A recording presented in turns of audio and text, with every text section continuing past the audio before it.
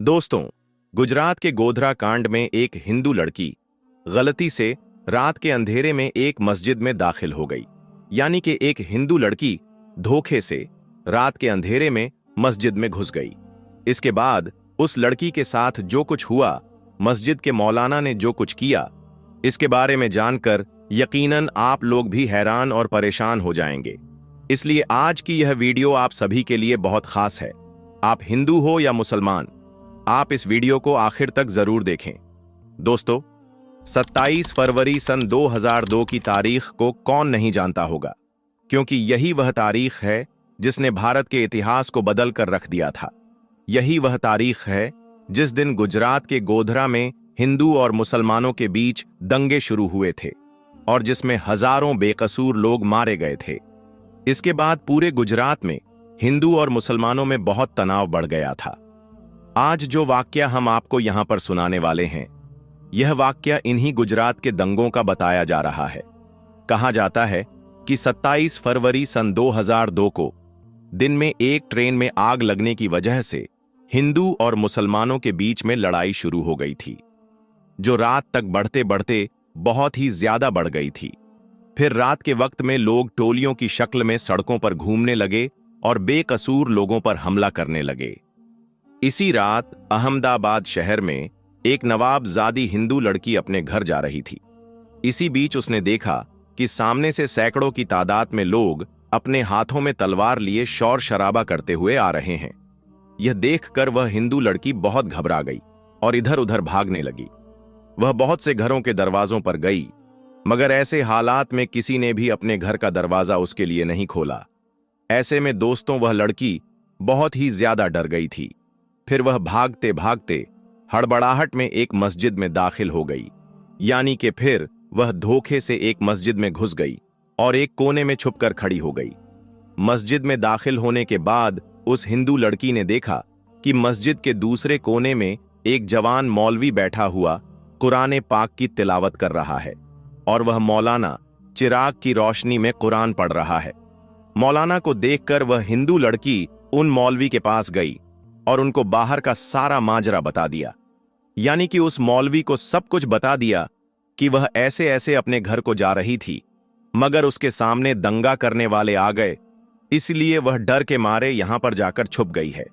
फिर वह हिंदू लड़की मौलवी के आगे हाथ जोड़कर कहने लगी कि आप मुझे बचा लीजिए, आप मेरी हिफाजत कीजिए। अगर मैं इस वक्त यहां से बाहर गई तो बाहर खड़े दंगाई मुझे मार डालेंगे। अभी बाहर के हालात बहुत ही ज्यादा खराब हैं। ऐसे माहौल में अब मैं अपने घर को नहीं जा सकती हूं, इसीलिए अब मैं रात भर यहीं पर रहकर रात गुजारना चाहती हूं। फिर वह हिंदू लड़की हाथ जोड़कर मौलवी से कहने लगी कि मैं आपके सामने हाथ जोड़ती हूं, आप मुझे रात भर यहां पर रुकने की इजाजत दे दें। दोस्तों, लड़की की इन बातों को सुनने के बाद मौलवी साहब उठे और मस्जिद के दरवाजे पर गए और बाहर के हालात को देखने लगे। मौलवी साहब ने देखा कि बाहर के हालात वाकई में बहुत ज्यादा खराब थे। सैकड़ों की तादाद में लोग हाथों में लठ लिए इधर उधर घूम रहे हैं और बहुत से लोग हाथों में तलवार लिए मस्जिद के बाहर खड़े हुए हैं। यह देखकर मौलवी साहब भी बहुत डर गए। उन्होंने मस्जिद का दरवाजा बंद किया और अंदर जाकर उस लड़की को मस्जिद में रुकने की इजाजत दे दी। अब वह नवाबजादी हिंदू लड़की मस्जिद के एक कोने में आकर बैठ गई। वहीं मस्जिद के दूसरे कोने में मौलाना साहब फिर से कुरान पढ़ने में मसरूफ हो गए, यानी कि कुरान पाक को पढ़ना शुरू कर दिया। उन मौलाना के सामने एक चिराग रखा हुआ था जो जल रहा था। अब इधर वह लड़की मस्जिद के दूसरे कोने में बैठी मौलाना साहब को देख रही थी। तभी उस लड़की ने देखा कि मौलाना साहब ने कुरान पढ़ने के दौरान अपनी एक उंगली को उस चिराग में डाल दिया और अपनी उंगली को जलाने लगे। फिर थोड़ी देर के बाद मौलाना ने एक सिसकी भरकर वापस अपनी उंगली को चिराग से बाहर निकाला और फिर से वह कुरान पाक पढ़ने लगे। थोड़ी देर के बाद में लड़की ने फिर देखा कि वह मौलाना फिर से वही काम करने लग गए हैं, यानी कि उन्होंने फिर से अपनी उंगली को चिराग में डाला और थोड़ी देर जलने के बाद में उन्होंने वापस अपनी उंगली को बाहर निकाल लिया और फिर से कुरान पाक पढ़ने लगते हैं। मस्जिद के दूसरे कोने में बैठी वह हिंदू लड़की यह सारा मंजर अपनी आंखों से देख रही थी। ये देखकर वह लड़की हैरान और परेशान हो गई और सोचने लगी कि यह मौलाना साहब कहीं पागल तो नहीं हो गए हैं जो बार बार अपनी उंगली को आग में जलाते हैं। खैर दोस्तों, फिर ऐसे सोचते सोचते उस लड़की की आंख लग गई, यानी कि उसको नींद आ गई और फिर पूरी रात निकल गई और सुबह हो गई। सुबह वह मौलाना उठे और मस्जिद के दरवाजे पर गए और उन्होंने बाहर के हालात देखे। मौलाना ने देखा कि उस वक्त बाहर कोई भी नहीं था, यानी कि सारे दंगाई वहां से जा चुके थे। फिर वह मौलाना उस लड़की के पास गए और कहने लगे कि बहन उठो, हमारी नमाज का वक्त हो गया है। अभी थोड़ी देर के बाद ही यहां पर बहुत सारे नमाजी आने वाले हैं, इसीलिए अब तुम्हारा यहां पर रुकना मुनासिब नहीं है, क्योंकि अगर लोगों ने तुमको यहां पर देख लिया तो लोगों में बदगुमानी पैदा हो जाएगी, लोगों में एक डाउट पैदा हो जाएगा। इसीलिए अब तुम जल्दी करके यहां से चली जाओ। और मैंने बाहर जाकर देख भी लिया है, अब बाहर के हालात नॉर्मल हैं, बाहर का रास्ता भी साफ हो चुका है, अब आप आसानी से अपने घर को जा सकती है। आओ, अब मैं तुमको बाहर तक छोड़ देता हूं। यह सुनकर उस लड़की ने कहा कि अगर बाहर का रास्ता साफ हो चुका है तो अब मुझे जाने में कोई हर्ज नहीं, मगर मैं जाने से पहले आपसे एक बात जरूर पूछना चाहूंगी। मैं आपसे एक सवाल करना चाहती हूं, पहले आप उसका जवाब दें। यह सुनकर मौलाना साहब कहने लगे, पूछिए, आप क्या पूछना चाहती हो? तो वह कहने लगी कि मौलाना साहब, आप यह बताइए कि आप रात भर अपनी उंगली को चिराग में जलाने की कोशिश क्यों कर रहे थे? यह सुनकर मौलाना साहब कहने लगे, बहन, इसके बारे में आप ना ही पूछो तो अच्छा है, क्योंकि यह मेरा जाति मामला है, इसलिए मैं इसके बारे में आपको नहीं बता सकता। तो यह सुनकर वह लड़की कहने लगी कि जब तक आप मुझे इसके बारे में नहीं बताएंगे तब तक मैं यहां से वापस नहीं जाऊंगी। इसीलिए फिर मौलाना साहब को इसके बारे में मजबूरन बताना पड़ा।